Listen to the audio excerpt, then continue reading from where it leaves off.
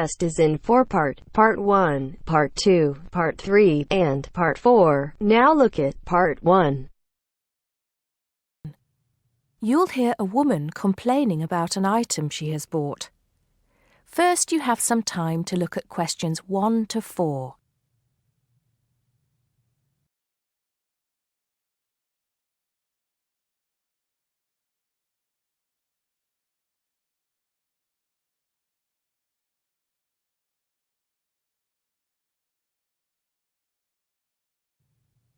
Now we shall begin.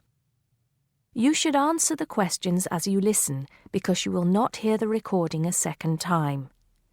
Listen carefully and answer questions 1 to 4. Smart Electricals, Mike speaking. How may I help you today? Good morning. I'm calling to complain about an item I recently purchased from your company. I'm not happy with it. Oh, I'm really sorry to hear that. I'll take you through the company's complaints procedure. I'll need to retrieve your files from our records so that we can discuss the problem properly and find a solution. I'll need to take some details from you first. Is that okay? Okay, but I don't have a lot of time. Will it take long? Not long, madam. Can I first take your name? Yes, it's Susan Yorke, Y-O-R-K-E. Okay. Can I have the address, please? Yes, it's Flat 1, 25 Alpine Avenue. That's A-L-P-I-N-E Avenue, Harchester. The postcode is HA6 5LD. Okay. Next. Could you give me your telephone number? Preferably one that we can call you on during normal working hours. Well, the home one is 01734 525 268. But you're only likely to catch me on that number in the evenings. I usually have my mobile phone with me during the day, though. It's probably best to take that number then. All right. My mobile number is 0781 233 452. And do you have the order reference number on you, by any chance? Well, I have the receipt that the camera came with in front of me. Ah, good. Which number is it? It's a bit confusing. It should be the 7-digit number on the top left corner of your invoice. Let me have a look. I need my glasses. Found it. It's DMX8443. Thanks. Now, when did you purchase the item? Well, the camera was delivered last Monday, on the 1st of February. I ordered it online about 2 weeks before that, but I can't remember the exact date. If you have another look on the invoice receipt, the date should be there. Oh, yes. Here it is. January the 15th. Okay, I'll make a note of that. So, the item is a digital camera? Yes, it's the Aqua PowerShot model in silver. Thank you. Did you take out any kind of insurance when you bought it? Well, no, it was on special offer. I didn't need to pay any extra for the insurance because it came with a special 4-star policy. Well, it means you're fully covered for at least another 3 years. Before you hear the rest of the conversation, you have some time to look at questions 5 to 10.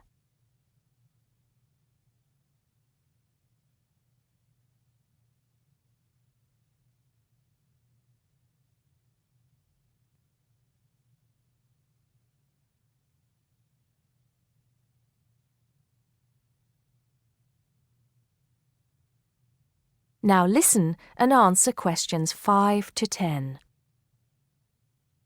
Right. What is the problem? Yes, the first thing is that it came with 1 memory card in the box when there were supposed to be 2. Oh dear, I'm terribly sorry about that. It must have been an oversight in the packing department. I can do something about that straight away and get one sent out to you. Well, that's not the only thing. I bought it as a present for my niece because she loves swimming. It said on the website that it was waterproof, But when she took it on holiday and tried to use it underwater, it got ruined because water got into the lens. You can imagine how disappointed my niece was. I certainly can. Were those the only problems? No, there was one other thing. It came with a case to protect it. When I opened the box to take the case out, I saw that it had a big scratch on it. We're really sorry about that. I can offer to have the camera repaired for you. In the event that it can't be repaired, we'll send you a replacement. I don't think so. Seeing as it was faulty in the first place, I wouldn't want another one. I think I'd rather have my money back. Can I get a refund? Yes, of course. If you send it back to customer services, I'll make sure it's dealt with. Thank you very much. That is the end of part 1. You now have half a minute to check your answers.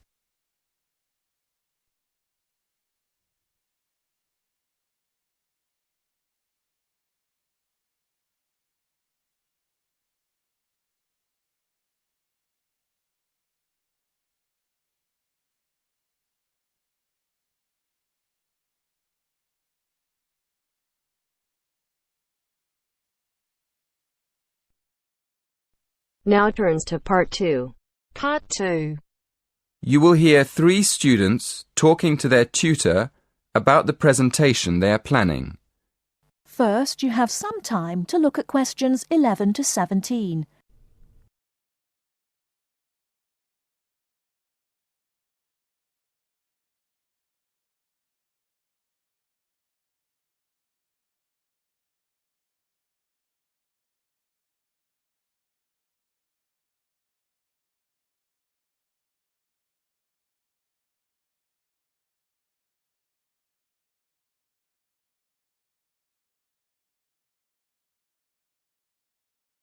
Now, listen carefully and answer questions 11 to 17. Good morning, everyone. So, you're going to tell me about your presentation. First of all, what's your topic? Did you say you were going to talk about the uses of mobile phones? Not exactly. We're actually going to explain the dangers of using mobile phones. Ah, okay. That sounds interesting. What are you going to discuss exactly? Well, we've planned to divide the presentation into 3 sections. We'll have an introduction explaining why we think it's important to understand the dangers of mobiles. Then, on the second slide, we'll have a list of the different types of danger. And then on the last slide, we're going to suggest ways of staying out of danger when you use a mobile. Yes, we want to start by telling the audience that using a mobile phone can be dangerous and then go into more detail in the next part. Okay. But before you talk about the dangers of mobiles, I think you should mention the advantages. You could put that in your introduction. It balances up the argument a bit. Oh, yes. I see what you mean. Right, we'll do that. So, shall we have a look at your presentation? Did you bring it with you? I've got it here on a memory stick. Can we show you on your computer? Yes, that's fine. Let's have a look. Right. As you say, you're going to add the advantages of using mobile phones to the first slide. Good. Who's going to explain the second slide with all the dangers? That's me. Do you think I've got enough detail? Yes. I think there's plenty of information, but I think it's all a bit mixed up at the moment. I mean, you've got dangers like getting headaches in the same list as having car accidents and being robbed in the street. They're all different types of danger, aren't they? I think you should divide them into groups, maybe under separate titles like health, accidents, and security. Oh, right. Yes, thank you. That'll make it much clearer to the audience. Okay. Now, in the third slide, You can put your suggestions for staying away from each of these dangers under separate titles. Before you hear the rest of the talk, you have some time to look at questions 18 to 20.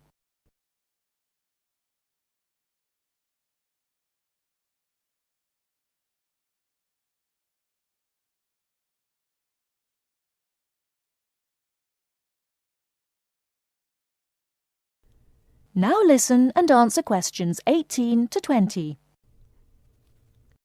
Have you got any other questions? Yes. The presentation should be for 10 minutes. Is that right? Yes, but 10 minutes in total, including 3 minutes for questions. So you'll only talk for 7 minutes. That's only 2 minutes each. We won't be able to say much in that time at all. That's why you have to plan what you're going to say carefully and make sure you only include the most important information. For instance, you won't have time to give examples, but you could put some images on your slides that show examples without spending time talking about them. Hey, that's a good idea. And the audience can look at them while we talk. And another thing, make sure all the slides have the same style. You should get together and agree on one style for the whole presentation. OK, we'll do that too. Thanks a lot for your help. That is the end of part 2.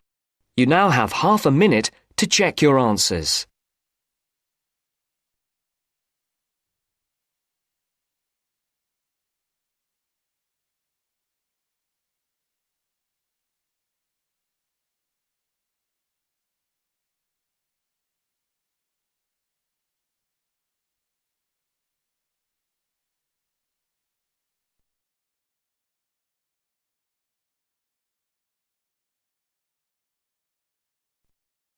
Now turns to part 3. Part 3. You will hear a discussion between two work colleagues and their manager about the restructuring of their company.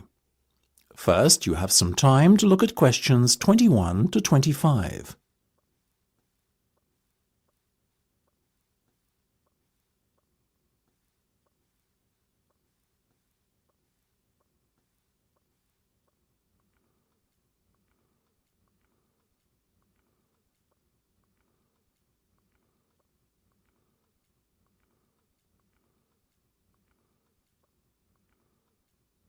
Now listen carefully and answer questions 21 to 25.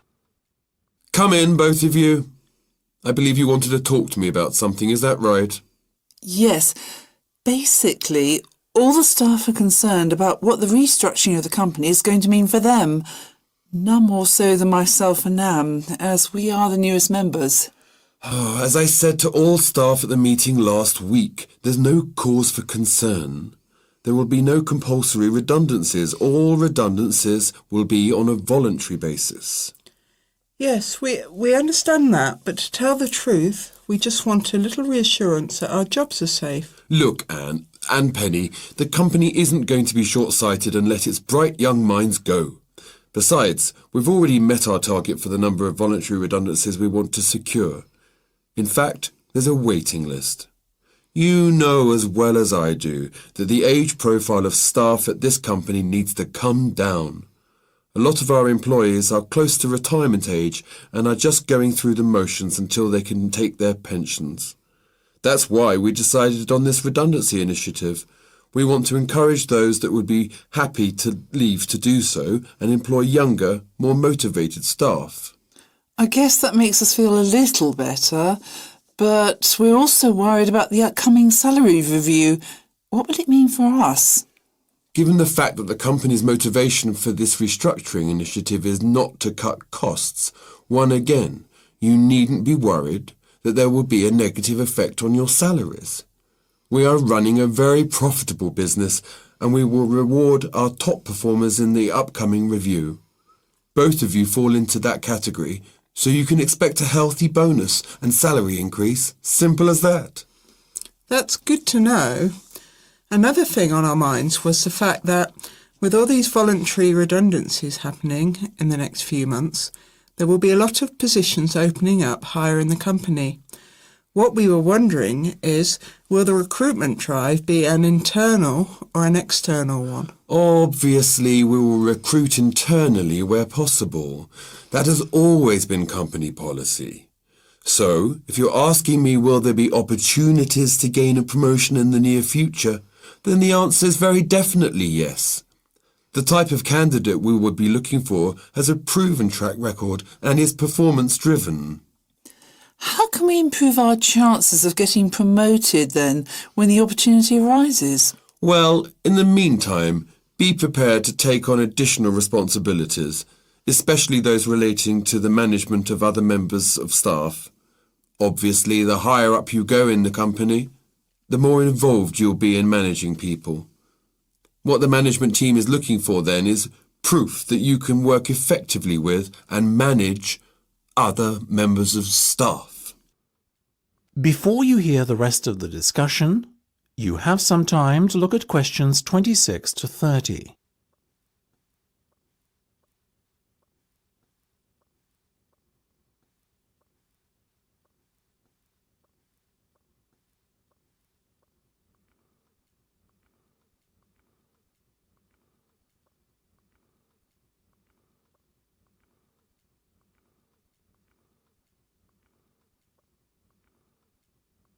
Now listen and answer questions 26 to 30. One more thing. Go on. This project you've given us to manage, is it a test of our abilities? I guess you could say it is a test of sorts, but look at it more as a chance for you to prove yourselves. Actually, now that I have you both here in private, can we talk about that a bit? Of course. OK, Penny. Let's start with you. Has the timescale been agreed yet? Yes. You said we have a total of 8 weeks to bring the product to launch. So we've decided to allocate 3 weeks at the beginning to product research and prototype testing. Very good. Then after that, we are going to spend a further 3 weeks formulating our marketing strategy and doing some research and testing on a sample of the target market itself to get some feedback. And presumably the last 2 weeks will be devoted to the launch? Exactly. Now, let's talk estimated costs. Well, you've given us a total budget of £100,000. Of that, we're allocating 50% to product development and testing, a further 25% to marketing, and £25,000 will be spent on the launch.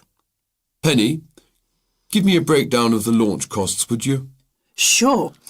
£10,000 will be spent on hiring and decorating the venue, £10,000 will be spent on promotional work, and the remaining money will be used to pay for catering and administrative costs. I'm very happy with that, to be honest. As I said, you guys should stop worrying. You're doing a fantastic job, so keep it up.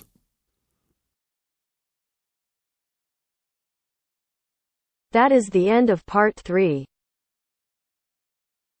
You now have half a minute to check your answers.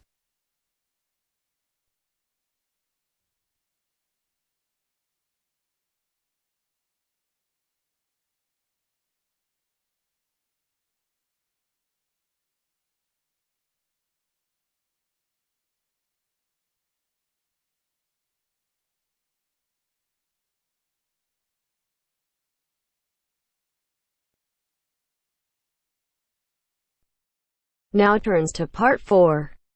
Part 4. In this section, you'll hear a lecture on coral reef. First, you have some time to read questions 31 to 40.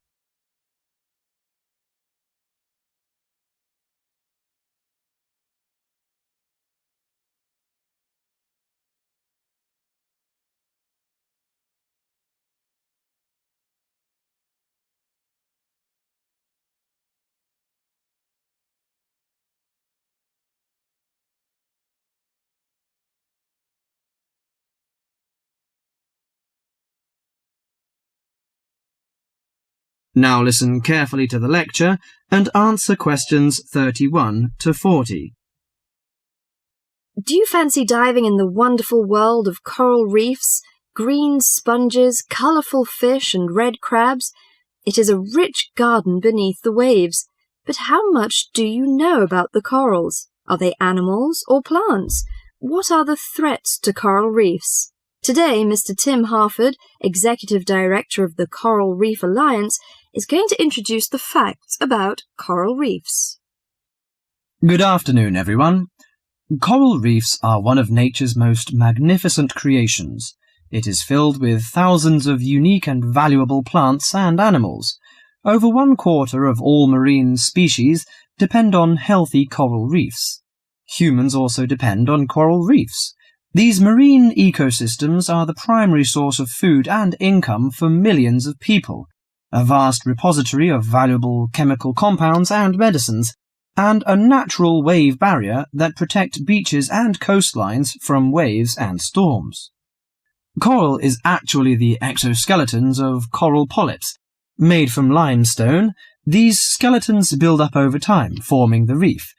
New corals are born each April. At a certain hour, on a certain night, mature corals suddenly release clouds of eggs and sperm into the sea. After the fertilized eggs take root on the seafloor, they can grow up to 15 centimeters per year. Coral reefs are present in the waters of over 100 countries. These are warm, 18 to 29 degrees centigrade, shallow, sunny regions primarily between the tropics of Cancer and Capricorn. Only clear, warm salt water can support a coral reef. And because sunlight is crucial to the reef's survival, the water must also be shallow. The algae that grow on coral provide much of the coral's food. In deeper water, algae cannot get the sunlight they need to grow. Most coral reefs are in the tropics because natural conditions there are perfect. In their modern form, coral reefs have thrived on Earth for over 50 million years. In recent years, however, more than 11% of the world's reefs have been lost, with another 16% severely damaged during the El Niño event in 1998. Up to 32% of coral reefs may be destroyed by human activities in the next 30 years if we do not take action now. Corals and coral reefs are extremely sensitive. Slight changes in the reef environment may have detrimental effects on the health of entire coral colonies. These changes may be due to a variety of factors. One of the greatest threats to coral reefs is human expansion or development. As human population increases, so does the harvest of resources from the sea.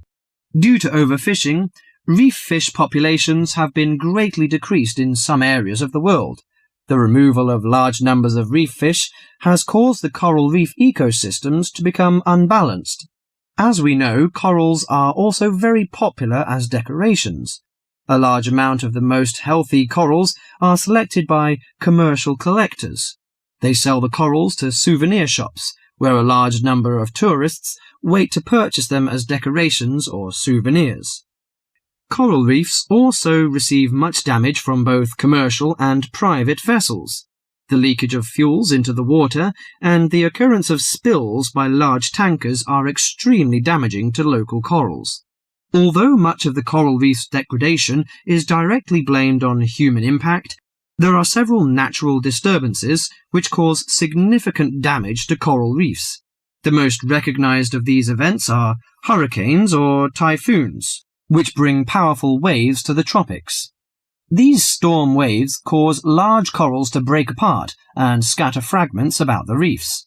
Home to a diverse community of creatures, coral reefs are underwater treasure chests of colour and activity.